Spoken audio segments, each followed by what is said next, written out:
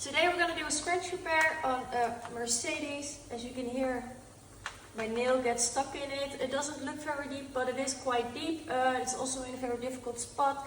And we're going to do a repair on it by sanding and filling it up. And I'm going to take you guys with me on the process. As you guys can see, the scratch is a bit long. It's quite a difficult spot because of the corners and the bumper. First I'm going to start off by taping off this part, the plastics, and also I'm going to tape off the bumper just to be sure. Then we're going to measure the paint and see how big the workspace is.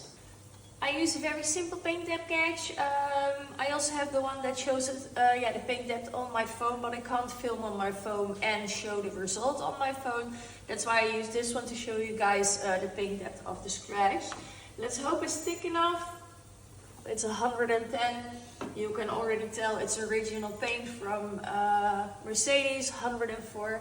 Always measure multiple spots because, like you can see, the outcome 123 is quite different, even if it's just a small space like this. Well, I'm gonna take the 104 because this is the lowest one, and then I know the risk is not that much for if I take off too much. It's the overall paint depth, so it's not that it's just like the one layer divided by 3. You have a nice indication of your workspace, but always keep in mind that it's an indication, that it's not the actual thickness, because the only way you can know the thickness if you sprayed it yourself. So the 104 divided by 3. I'm gonna do this on my phone because I'm good at detailing but not in math. Because the paint's not that thick, normally I would say don't go below 90, so 104 is not that much to work with. I'm gonna do my sanding by hand and not by a machine. This way I can work a lot safer. First, of course, I'm gonna clean it with a degreaser. This is an IPA cleaner, and then I'm gonna start my process. I'm gonna do a small lay-in and then I'm gonna do the sanding.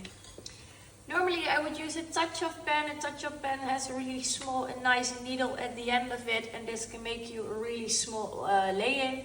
Well, this one is very, not that crazy deep. So what I'm gonna do today, I'm gonna use a felt disc. This is not a cotton disc. This is a felt disc. Don't know the English word. I think it's felt. I use touch-up paint. This is special paint. It's mixed, it's clear with the color, so I don't need to add the clear coat at the end. I will just do a bit on the disc. I've done this a couple of times. It actually works really nice, and this way I can press the paint in the scratch. And I will just get it over there and fill up the whole scratch. If I would have done a lay-in with a touch-up pen, I would have waited, I think, half a day till it's dry, because if you're gonna sand it down really fast, then sometimes you can have that you open the paint again and you have to do the touch-up repair again, and you have to wait a day again. So you can better wait just half an hour or an hour longer than start too early, because this will only get you a longer process in the end. Because I've done the lay-in with the felt disc, this dries super fast. It's already dry, so this will speed up our process a lot. Because this is touch-up paint, it dries a lot faster. It's just dry in seconds. I love working with touch-up paint. It just saves me a lot of time, and also it works easier because I don't have to add the clear at the end anymore. So let's get the paint off a bit, and then we're gonna start our sanding process. Like I said, I use a degreaser or IPA to get most of the paint off around the scratch again. Make sure you don't pull out all the paint, because then you have to do the touch-up again. And then I'm gonna start my sanding process. Why do I get a lot of it away with the degreaser? Well, it just speeds up my time, because otherwise my sanding paper would just clog up, and I would use more sanding paper, and also it takes up a lot longer. We're gonna dry sand the scratch, so bear with me, and let's hope we can fix it. Like I said, we're gonna do a dry sanding spot. I use Kovacs, of course, for this. I use the Tollekot blocks. Why do I use the Tollekot blocks? Well, this just helps me a lot with, the light is sprayed up in my face. This helps me a lot with my control. I get a lot of questions about why I dry sand and don't wet sand. Well, dry sanding just gives me more control over my work than I would have with wet sanding, because of course the water with wet sanding will clog up your view. And sometimes you take off way more paint than is necessary, and especially if paint is this thin like this one, yeah, you're gonna need the paint on there, and also you wanna keep a lot of paint on there for your clients. So if there's any repairs done afterwards, they still have enough paint for this. I'm gonna start with the 1500, and I've got the 2000.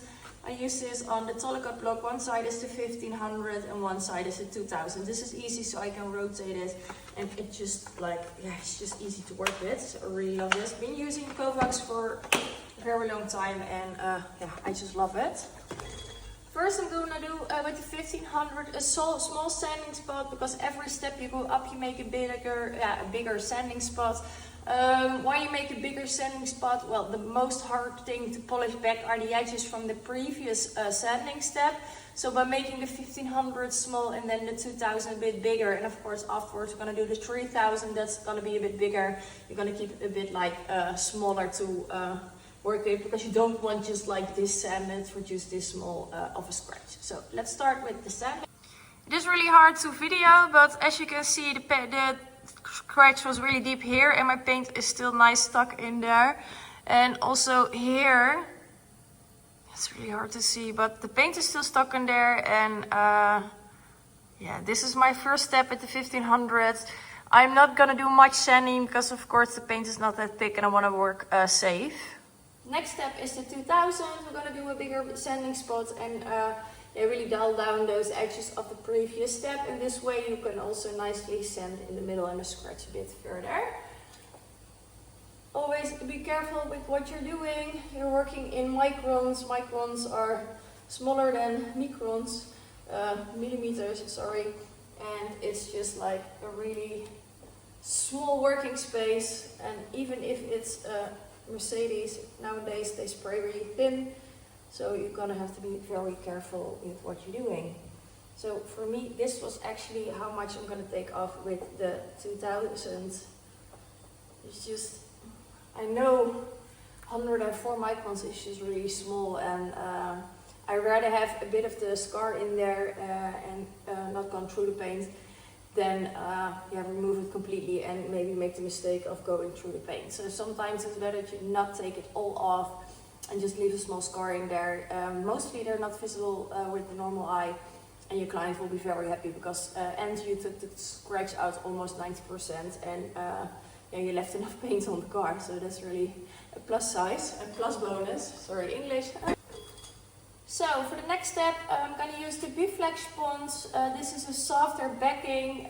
Why do we use a softer backing? Well, there is a lot of orange peel in the paint. And if I'm going to do it with a harder backing, you can really see a nicely flat area in the orange peel, and the scratch will still be noticeable because of this. And by using a softer backing, you can nicely flow it into the rest of the orange peel and it will be less visible. And also this is just a bit safer to work with. Also again, not going to take off too much, keeping it safe, because better safe than sorry. And now polishing. I'm using a foam pad, a hard cut on a normal eccentric machine. I don't want to use the rotary on this because again the paint is not that thick. I don't want too much aggression. But because we did the dry sanding, you can easily also do it with a normal orbital machine. This is a 75 millimeters. Of course I'm going to polish the whole car, but for this I like to keep the control around the edge and first correct this.